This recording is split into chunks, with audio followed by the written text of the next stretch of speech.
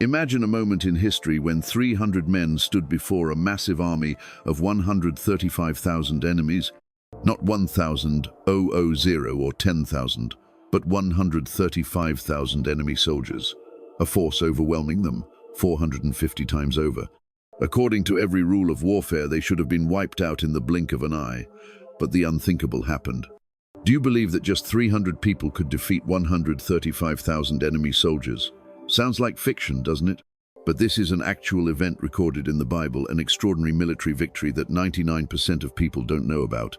In today's world, we're often obsessed with numbers. We believe the larger army will win, the bigger company will succeed, and the person with more resources will always have the advantage. But this story will reverse all your beliefs about power and victory. What happened in that battle? How could a small group defeat a massive army? What secret military tactics were used? And more importantly, how can you apply these principles to your own life today? This story took place over 3,000 years ago, during a chaotic period in ancient Israel's history. It was a time when Israel was constantly threatened and attacked by neighboring nations.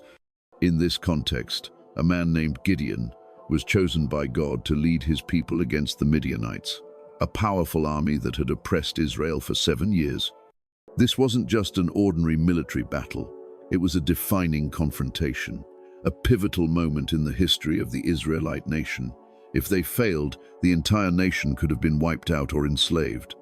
This victory not only protected their existence, but also shaped the future of an entire people.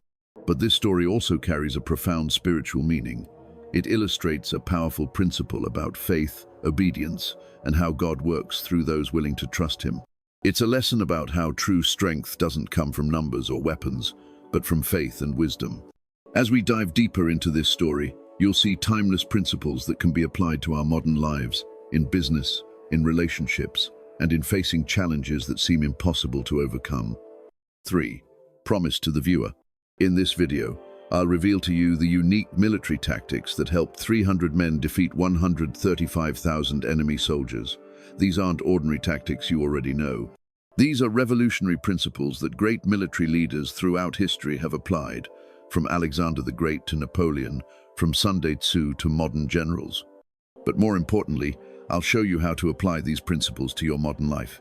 You'll learn how to face impossible situations in your life, build strategies when you're the little guy facing giants, develop a victory mindset, even when everything seems to be against you, harness the power of faith and wisdom to overcome adversity. I promise that by the end of this video, you won't just know about an amazing historical story, but you'll have practical tools to apply to your own life. You'll see your challenges in a completely different way. So stay with me until the end. Don't miss any details, because every part of this story contains valuable lessons that can change how you face challenges in life. And who knows, maybe this biblical military tactic is exactly what you need to defeat the enemies in your own life. Imagine a dark period in ancient Israel's history, around 1200 BCE. This was the time of the Judges, a chaotic era when Israel was continuously invaded and oppressed by neighboring tribes. Without a king, without a standing army, they only had temporary leaders raised up by God to deliver His people. In this context, the Midianites, a fierce nomadic tribe from the eastern desert, had become the greatest threat. They weren't simply invaders, they had oppressed Israel for 7 long, grueling years. Each harvest season, the Midianites, along with their allies, the Amalekites and other eastern tribes, would sweep in like locusts, plundering crops, killing livestock, and leaving famine in their wake for the Israelites. The book of Judges describes the Midianites prevailed against Israel. Because of the Midianites, the people of Israel made for themselves the dens in the mountains and the caves and the strongholds. The Israelites had to hide in caves and mountain crevices, afraid to cultivate their land for fear of being raided. They lived in fear and desperation, unable to defend themselves against the mighty enemy army. The Midianites weren't just numerous but extremely mobile. They rode camels, moved quickly, and attacked unexpectedly. They were described as being as numerous as locusts, with tents and camels beyond counting. This was a massive army, well-equipped and experienced in desert warfare. They had reduced the Israelites to such exhaustion that they cried out to God for deliverance. In this dark moment, a man named Gideon was chosen by God to be the deliverer. But Gideon was not a mighty warrior or a talented leader. When the angel of the Lord appeared to him, Gideon was threshing wheat in a winepress, an unusual place, to hide it from the Midianites. This is the image of a man living in fear. When the angel called him a mighty warrior, Gideon responded with deep skepticism. "Oh my Lord, if the Lord is with us, why has all this happened to us? But now the Lord has forsaken us." Gideon didn't see himself as brave. He saw himself as weak and helpless. He even identified himself as the least in my family, and my family is the weakest in the tribe of Manasseh. This was not a man confident in his leadership abilities. He had no military experience, no high social status, and no resources to gather an army. But what made Gideon special wasn't his inherent strength or talent, but his willingness to obey when called. Despite being full of doubt and fear, he still responded to God's call. He asked for signs to confirm, twice with the fleece, and God patiently responded, strengthening his weak faith. Gideon's first step was to destroy the altar of Baal in his own village, an act that required great courage. He did this at night because he was afraid, but he did it nonetheless. This was the beginning of a journey that would transform him from a fearful farmer into a military leader whom God would use to liberate his people. When Gideon blew the trumpet to summon an army, 32,000 men responded, a significant number but still far too few compared to the Midianite army. The Bible records that the Midianites and their allies had 135,000 warriors, an overwhelming force more than 4 times larger. But astonishingly, God told Gideon he had too many men. He said, "The people with you are too many for me to give the Midianites into their hand, lest Israel boast against me, saying, 'My own hand has saved me.'" God wanted Israel to know that victory would come not through their strength but through his power. Therefore, he ordered Gideon to conduct 2 screening tests. First, he had to send home anyone who was afraid. Result, 22,000 men left, leaving only 10,000. The odds were now 13-1, a desperate situation by any military standard. But God was still not satisfied. He told Gideon to bring the remaining men to the water and observe how they drank. Those who knelt down to drink would be eliminated. Only those who cupped water to their mouths, remaining vigilant of their surroundings, would be kept. Only 300 men passed this test. So Gideon was left with 300 men to face 135,000 enemy soldiers, a ratio of 450-1. By any military logic, this was a suicide mission. No strategy, no weapons, no terrain advantage could compensate for this enormous disparity. Regarding weapons and equipment, the Midianites had swords, spears, bows, and rode camels, a major mobility advantage in ancient warfare. They were seasoned desert warriors, experienced in raiding and fighting. Meanwhile, Gideon's 300 men were equipped with water jars, torches, and trumpets. No swords, no spears, no armor. These were not conventional weapons of war. These were specially chosen tools for an unusual strategy that could only succeed if God intervened. As for terrain, the battle would take place at night when the Midianites were sleeping in their camp in the valley of Jezreel. This was both a challenge and an opportunity. Darkness could hide the small number of Israelites, but it also increased the risk of chaos and confusion. In summary, by every military standard and logic of warfare, Gideon's 300 men had no chance against 135,000 Midianites. This was not a fair fight. This was an impossible situation, unless God intervened. In military history, the selection of warriors has always been a decisive factor in victory or defeat. But Gideon's selection method went far beyond conventional military protocols, a method that, viewed from the perspective of modern strategy, would be considered madness. When God asked Gideon to reduce his army from 32,000 to just 300, he used a remarkably unique selection method, how they drank water. Imagine that scene. Thousands of thirsty warriors after a long march led to a stream. They thought this was just a normal stop to quench their thirst. But no, this was a test that would determine their fate. Gideon observed carefully. Those who knelt down, bowed their heads to the water, and drank directly. They were eliminated. Only those who cupped water in their hands and brought it to their mouths, eyes still vigilant scanning their surroundings, they were chosen. Only 300 men passed this test. This wasn't a random selection. Those who knelt to drink water revealed their nature. They were too focused on personal needs, forgot to stay alert, and were vulnerable to surprise attacks. Meanwhile, The remaining 300 demonstrated the qualities of true warriors, always vigilant, disciplined, and ready to put the mission above personal needs. The profound lesson here isn't about quantity but quality. God didn't need a large but undisciplined army. He needed people with high alertness, self-control, and constant readiness. This is a timeless military principle. A small group of elite warriors is always stronger than a large army lacking discipline. In the modern world, elite special forces units like SEAL, SAS, or Spetsnaz all apply similar principles. They select rigorously, eliminating not the weakest, but those who don't meet the special standards of the unit. Having selected his 300 elite warriors, Gideon faced a greater challenge: how to defeat 135,000 enemy soldiers. The answer lay in a brilliant psychological warfare tactic.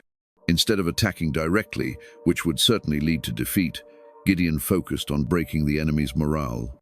He understood that in war, the psychological factor is sometimes more important than weapons. An army in panic will defeat itself. Gideon's tactics were based on three main elements: sound, light, and timing. Each warrior was equipped with a water jar to hide the torch, a torch, and a trumpet. These weren't ordinary weapons, but tools to create the illusion of a massive army. Gideon chose to attack in the middle of the night, when the Midianites were sound asleep after changing guards. This was when alertness was lowest, when the human mind is most susceptible to panic. In darkness, senses are limited, and imagination often magnifies every threat.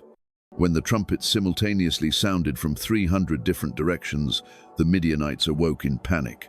Next came the loud shout, "The sword of the Lord and of Gideon," a powerful psychological statement, reminding the enemy they were facing not just men but God.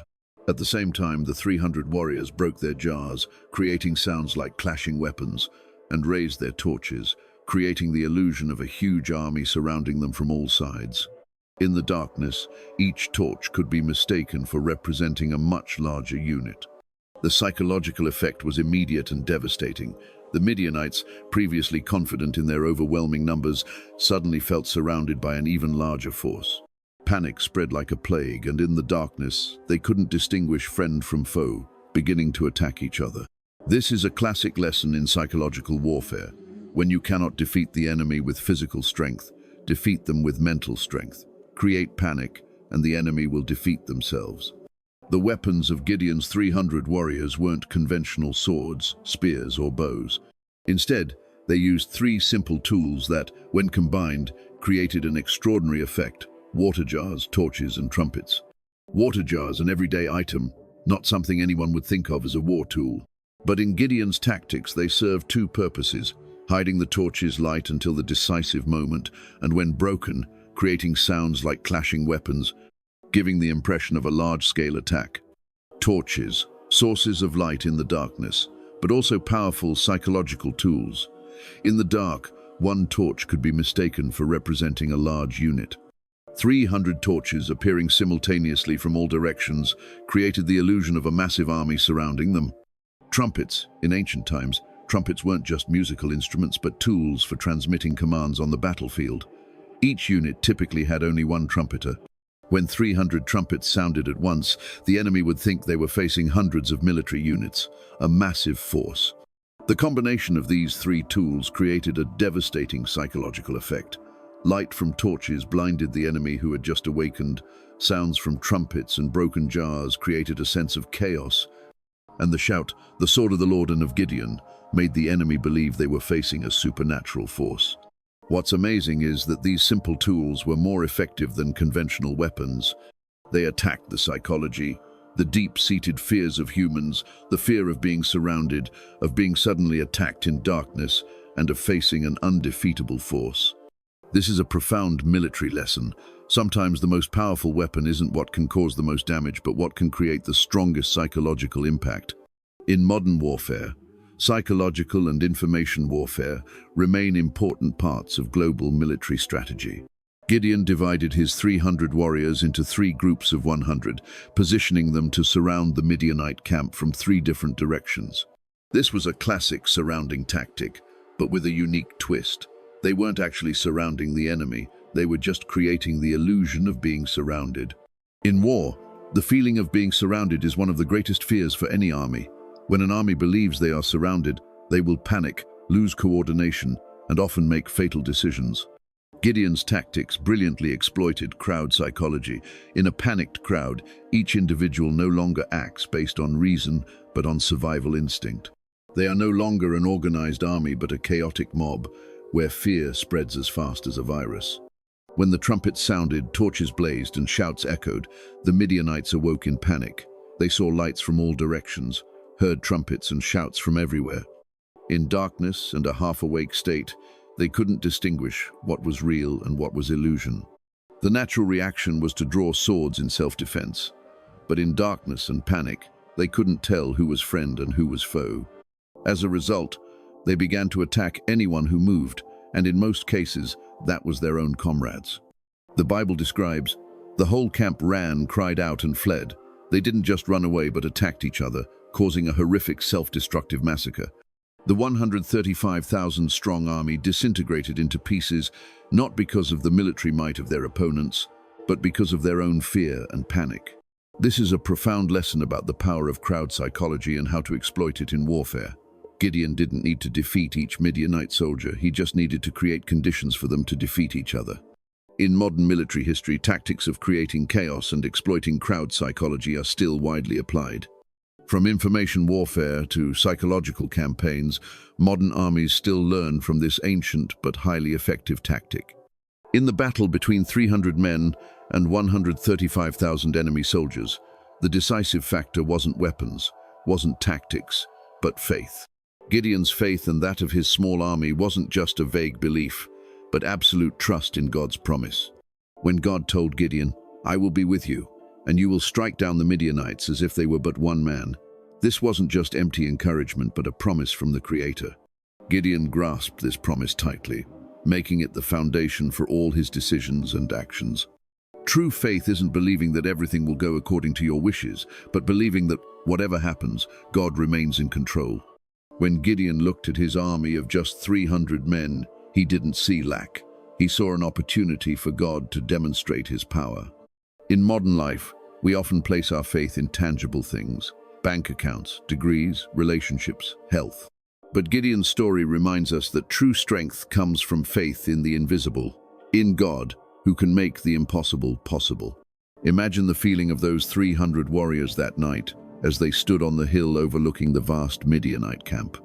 Their hearts must have pounded, palms sweaty with perspiration, and minds filled with questions and doubts. Yet they still moved forward, not because they weren't afraid, but because their faith was greater than their fear. Faith doesn't eliminate fear. It gives us strength to act despite our fears. Faith isn't an emotion, it's a decision. The decision to trust God, even when everything seems hopeless. Before leading his 300 warriors into battle, Gideon received confirming signs from God, omens that strengthened his faith and confirmed his plan. The first sign came when Gideon placed a fleece on the threshing floor. He prayed to God, "If you truly want to use me to save Israel, let dew fall on the fleece while the ground around it remains dry." The next morning, the fleece was so wet he could wring out a bowl full of water, while the surrounding ground was completely dry. But Gideon still needed more confirmation. He asked for another sign, the opposite. This time, "Let the fleece be dry, and the ground around it wet with dew." And God responded, once again confirming his presence and plan. But the most important sign came on the night before the battle. God told Gideon, "If you are afraid, go down to the Midianite camp with your servant Purah, and you will hear what they are saying, after which your hands will be strengthened." Gideon and his servant snuck down to the enemy camp and overheard a Midianite soldier telling about his dream. A loaf of barley bread rolled into the Midianite camp and knocked down a tent. His friend explained, "This is none other than the sword of Gideon the Israelite. God has given the Midianites and the whole camp into his hands." When he heard these words, Gideon worshipped God. He had received confirmation not only from God but from the enemy's own mouth. This was the final sign he needed, confirmation that victory had been determined before the battle even began. In modern life, we also seek signs, confirmations for our decisions. But Gideon's story teaches us that real signs aren't supernatural omens, but confirmation from God's word and the situations he arranges on our path. Gideon's extraordinary victory brings a profound lesson about humility, recognizing that victory doesn't come from human strength but from God's power. God deliberately reduced Gideon's army from 32,000 to 300 for a clear reason, so that Israel cannot boast. My own hand has saved me. He wanted his people to know that victory comes from him, not from their strength or strategies. Humility isn't thinking less of yourself, it's seeing yourself and God accurately. Gideon didn't deny his role in the victory. He just recognized that his role was secondary to God's work. In today's world, we often praise confidence, independence, and self-reliance. We honor those who are self-made, those who achieve success through their own efforts and talents. But Gideon's story contradicts this culture. It teaches us that true strength comes from recognizing our limitations and relying on God's strength. When Gideon and his 300 warriors shouted, "The sword of the Lord and of Gideon," they put God first. This wasn't self-deprecation, it was acknowledging the right order. They didn't deny their role, but they knew that without God, they could do nothing. This humility doesn't diminish their value, it enhances it. By recognizing their true source of strength, they were freed from the burden of having to carry everything themselves. They didn't need to be heroes, they just needed to be instruments in the hands of the Almighty. In our lives, this humility brings freedom. When we recognize that success doesn't entirely depend on our efforts, we're freed from the pressure to be perfect. We can do our best, but ultimately, we trust God for the results. Gideon's victory isn't a story about a great man, it's a story about a great God working through an ordinary man willing to obey. And that's the greatest lesson about humility, recognizing that God doesn't need us to be extraordinary, He just needs us to be willing. Night had fallen over the Jezreel Valley. The Midianite camp spread out like a sea of fire with thousands of flickering lights from torches and campfires. Sounds of laughter, shouting, and camp life echoed through the air. They felt safe, confident in their overwhelming numbers. Who could threaten an army of 135,000 men? On the hill of Moreh, far from the Midianite camp, Gideon gathered his 300 warriors. Moonlight reflected on their tense but determined faces. They knew that tonight, they would either make history or die trying. "Look down there," Gideon said, his voice deep and certain. "Our enemies are as numerous as locusts, but God has said He will deliver them into our hands. Tonight we do not fight alone. Tonight, the God of Israel will fight for us." Gideon divided the 300 men into 3 groups of 100 each. Each group would approach the Midianite camp from a different direction, creating the illusion of a much larger army surrounding them. The time of attack was chosen to be the middle watch, around midnight, when the guard shift had just changed, and many new watchmen were not yet fully alert, while most of the enemy forces were sound asleep. "Each of you take a water jar with a torch inside," Gideon instructed. "In your other hand, hold a trumpet. When I blow my trumpet, everyone blow yours simultaneously. Break your jars, raise your torches high and shout, 'The sword of the Lord and of Gideon.'" The warriors listened, memorizing every detail. No one spoke loudly, but determination shone in their eyes. They had been chosen not for their strength or fighting skills, but for their vigilance and discipline. Now, those qualities would be tested. "Remember," Gideon emphasized, "we are not attacking to kill, we are attacking to create panic.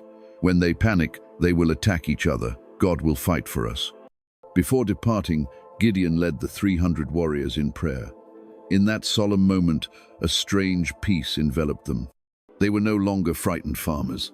They were God's warriors, equipped not with conventional weapons, but with faith and obedience.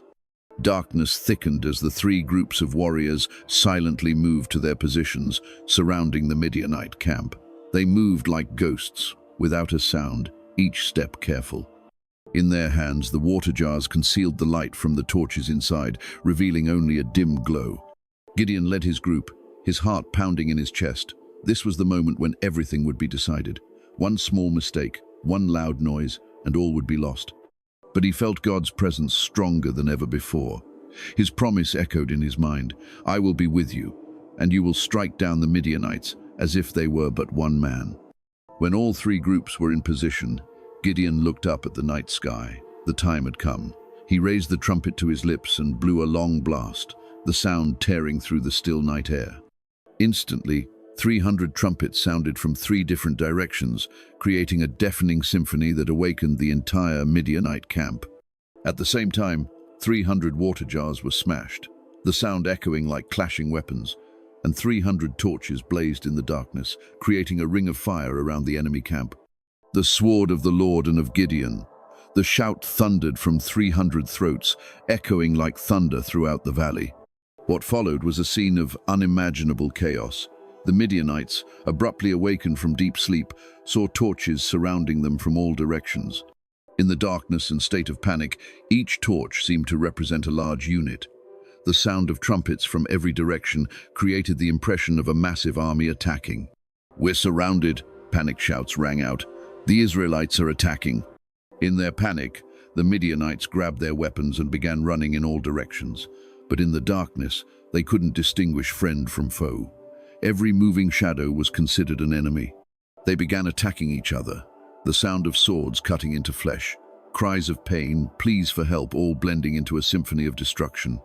Gideon and his 300 warriors stood still at their positions, just continuing to blow their trumpets and hold their torches high. They didn't need to attack. The Midianites were destroying themselves. This scene continued throughout the night, a mighty army self-destructing in panic and fear. The survivors fled towards the Jordan River, hoping to find escape, but Gideon had prepared for this too. He had sent messages to the tribe of Ephraim to seize the fords of the Jordan River, cutting off the Midianites' retreat. When dawn broke, sunlight illuminated an unbelievable scene. The Midianite camp, once a symbol of strength and threat, was now just a pile of ruins. Thousands of bodies lay scattered, not by the sword of Israel, but by their own swords. The survivors had fled in disarray, leaving behind all their possessions, weapons, and livestock. Gideon and his 300 warriors stood on the hill, looking down at the valley with amazement and gratitude. Not one of them was wounded or killed. They had witnessed a miracle, a victory not by strength or numbers, but by faith and obedience. "This is not our victory," Gideon said, his voice full of emotion. "This is God's victory." News of this extraordinary victory quickly spread throughout Israel. Those who had refused to join Gideon's initial army now rushed to participate in pursuing the remaining Midianites. The initial victory had turned into a comprehensive campaign to liberate the country from oppression. According to biblical records, 120,000 Midianite soldiers died in that battle, and the remaining 15,000 were either captured or fled back to the desert. 2 Midianite leaders, Oreb and Zeb, were captured and executed. 2 Midianite kings, Zebah and Zalmunna, were also pursued and eliminated by Gideon. The spoils of war were enormous: gold, silver, weapons, camels, and livestock. Everything the Midianites had plundered from Israel during 7 years of oppression was now reclaimed. Gideon refused to take a share for himself, only requesting the gold earrings from the spoils to make a memorial of God's victory. But the greatest consequence of the battle wasn't material. It was the change in the spirit of the Israelites. From a nation living in fear and hiding in caves, they had become a confident and free people. The country enjoyed 40 years of peace under Gideon, a period of revival and prosperity. Gideon, the man who once threshed wheat in a winepress for fear of the Midianites, was now honored as a hero and great leader. But he never forgot the lesson from that battle. Victory doesn't come from human strength, but from faith and obedience to God. The story of 300 men defeating 135,000 enemy soldiers became a legend, retold through generations as a testament to the power of faith and God's wisdom. It reminded the Israelites that when they trusted God and obeyed Him, no enemy could stand against them, no challenge was too great to overcome. And for us today, this story still carries a powerful message. Sometimes the greatest victories don't come from physical might, but from smart strategy, strong faith, and the courage to follow unconventional methods when God directs. Gideon's battle completely reversed the traditional concept of military strength. While the world always worships quantity, God demonstrated that quality is the decisive factor. 300 carefully selected warriors accomplished what 32,000 people couldn't, defeating an army 450 times larger. What made these 300 men special wasn't physical strength or fighting skills, but spiritual qualities: vigilance, discipline, and absolute obedience. They were chosen through the water drinking test, a test of character, not ability. This is a timeless military principle. A small, disciplined, united army with smart tactics is always stronger than a large army lacking organization. In modern military history, we see this principle applied many times. Elite special forces units like Navy SEAL, SAS, or Spetsnaz are typically small in number but extremely effective. They can accomplish missions that a large army cannot. Why? Because they are rigorously selected, deeply trained, and operate with absolute unity. This lesson applies to modern life. In business, a small but dedicated and highly skilled team is often more effective than a large team lacking motivation. In relationships, the quality of friendships matters more than the quantity of friends. In every field, quality always defeats quantity. Gideon's victory wasn't a victory of weapons or physical strength, but of psychological warfare. He understood that to defeat a stronger enemy, you must attack their psychology before attacking their physical body. Gideon's tactics, using light, sound, and the element of surprise, were a masterpiece of information warfare. He didn't need to eliminate each Midianite soldier. He just needed to create illusions and panic so they would destroy each other. This is a profound lesson about the power of perception and information in warfare. In today's era, information warfare has become an essential part of global military strategy. Nations invest billions of dollars in psychological and information campaigns, recognizing that controlling perception is sometimes more important than controlling territory. Large companies also apply this principle in marketing and brand building. They understand that customers' perception of a product is no less important than the actual quality of that product. A strong brand can create the illusion of superior value, just as Gideon's 300 torches created the illusion of a massive army. In personal life, we can also apply this lesson. When facing major challenges, sometimes the best approach isn't direct confrontation, but changing how we view the problem, creating a new perspective that changes the entire situation. Gideon chose to attack in the middle of the night, when the Midianites were sound asleep and least alert. This wasn't a random decision, but a carefully calculated strategy. The element of surprise multiplied the power of his 300 warriors, allowing them to create a much greater impact than their actual numbers. In the art of war, the timing of attack is sometimes more important than the attacking force itself. Sun Tzu, the great military strategist of ancient China, wrote, "Speed is the essence of war. Take advantage of the enemy's unpreparedness, travel by unexpected routes and strike him where he has taken no precautions." The element of surprise is one of the core principles of warfare. In modern business, breakthrough companies are often those who leverage the element of surprise, introducing new products when the market isn't ready, applying disruptive technology while competitors are still pursuing old models. Apple under Steve Jobs is a classic example of using the element of surprise to gain competitive advantage. In personal life, choosing the right moment to act is equally important. When should you propose a new idea? When should you change jobs? When should you start a relationship? The right timing can turn an ordinary decision into a breakthrough decision. The lesson from Gideon's tactics is, don't just focus on building strength. Focus on using that strength at the right time, in the right way, to create the greatest impact. Sometimes a small action at the right moment can yield much greater results than a large effort at the wrong time. Gideon's story is not just an ancient military lesson, but also a template for authentic leadership in today's world. The most remarkable thing about Gideon is that he didn't start as a confident leader. He began as a man threshing wheat in a winepress, hiding because of fear.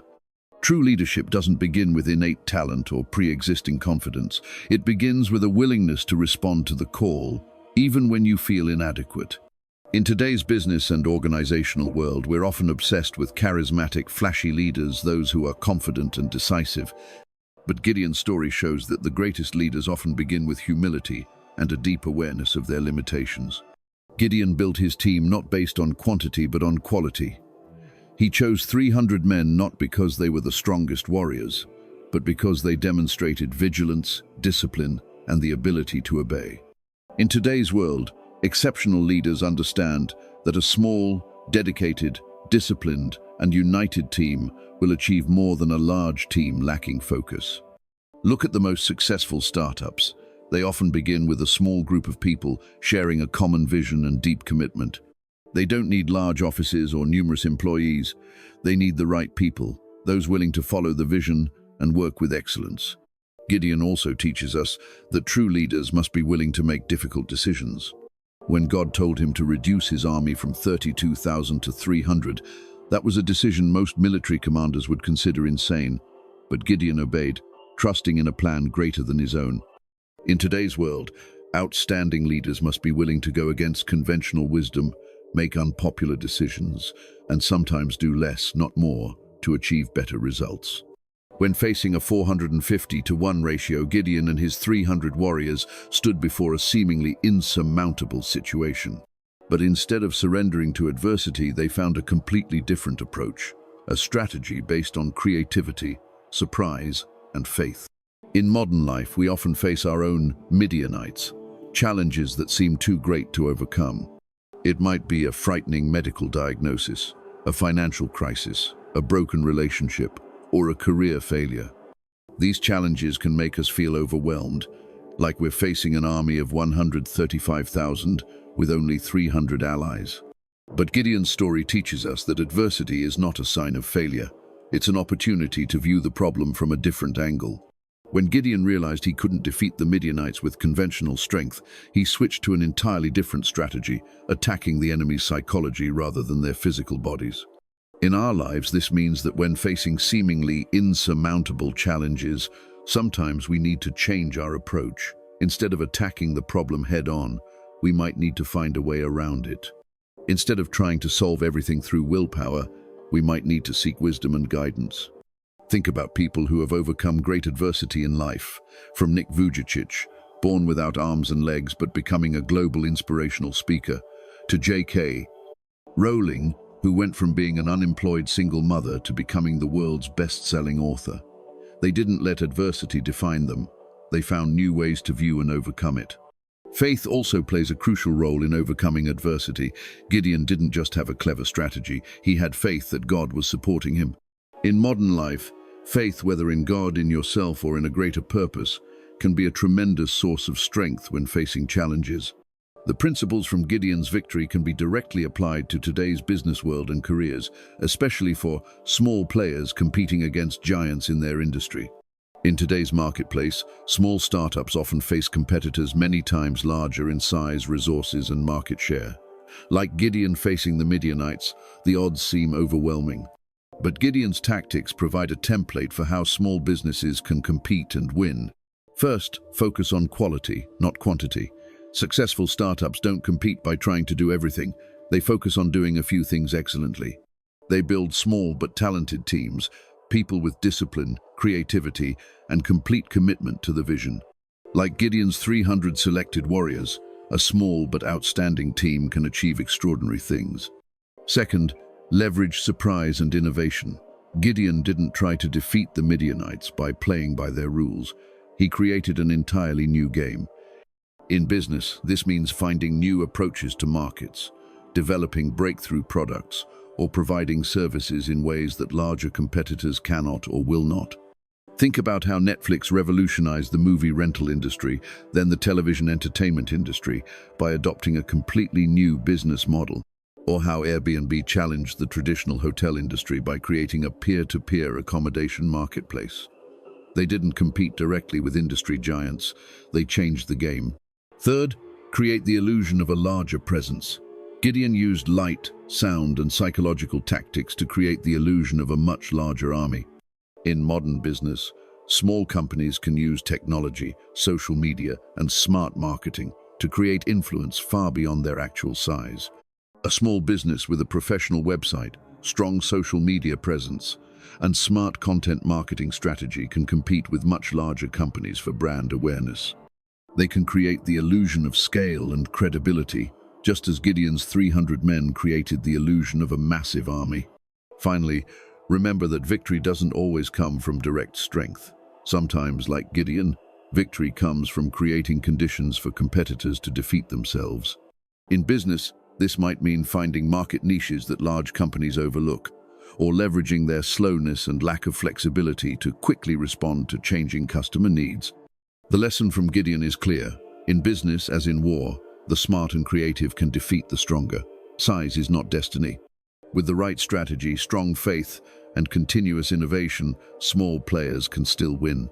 Our journey through the story of 300 men defeating 135,000 enemy soldiers has taken us from the darkness of oppression to the light of extraordinary victory. We have witnessed an ordinary man, Gideon, transformed by God into an extraordinary leader, not through his own strength, but through faith and obedience. The unique military tactics we've explored aren't just a history lesson, but a template for modern life. We've seen the power of choosing quality over quantity, how God chose 300 people based on character rather than 32,000 lacking discipline. We've learned the value of psychological warfare, how Gideon used light, sound, and the element of surprise to create illusions and cause panic in the enemy ranks. More importantly, we've seen the power of faith, how Gideon overcame his own fear and doubt to trust in God's promise. We've witnessed humility in victory, recognizing that success doesn't come from human strength, but from God's power. These principles don't just apply to ancient battlefields, but to our modern lives, in business, in relationships, and in facing seemingly insurmountable challenges. Gideon's story brings us a profound spiritual message. True strength doesn't come from external sources, but from within, from faith in something greater than ourselves. In today's world, we often seek strength from external sources: money, status, power, social media followers. But Gideon teaches us that true strength comes from faith and obedience. When you face your own Midianites in life, challenges that seem too great to overcome, remember that you are not alone. Just as God was with Gideon, He is with you. And like Gideon, you don't need to be the strongest, smartest, or wealthiest to triumph. You just need to be willing to trust and obey. This message is especially important in today's age, when we often feel overwhelmed by global challenges, from climate change to economic instability, from geopolitical conflicts to pandemics. We may feel like 300 facing 135,000 enemy soldiers, but Gideon's story reminds us that with faith and the right strategy, no challenge is too great to overcome. Remember that sometimes God deliberately reduces our resources not to make us fail, but to teach us to rely on Him. When we are at our weakest, that's when we can be strongest, not in our own strength, but in His. Now that this story has touched your heart, I invite you to take 3 specific actions. First, identify the Midianites in your life. This could be a fear holding you back, a career challenge, a broken relationship, or a seemingly unattainable goal. Name it and face it, just as Gideon faced the Midianites. Second, identify your 300 warriors, the quality resources, talents, and relationships God has given you. Don't complain about what you don't have. Focus on what you do have. Sometimes, the fewest resources bring the greatest victories. Finally, share this story with others. In the comments below, I invite you to share a time when you triumphed, despite the odds being against you. Or perhaps you're facing a challenge right now and need encouragement. Share, and our community will pray for and support you. Don't forget to subscribe to the channel to receive more profound content like this. In our next video, we'll explore another biblical military tactic that 99% of people don't know, the story of how David defeated Goliath with 5 stones and a sling. It's a powerful lesson on how small people can defeat giants in life. Remember, like Gideon, you are chosen for a greater purpose. Don't let fear prevent you from entering your promised land. With faith, the right strategy, and obedience, you can defeat any Midianites in your life.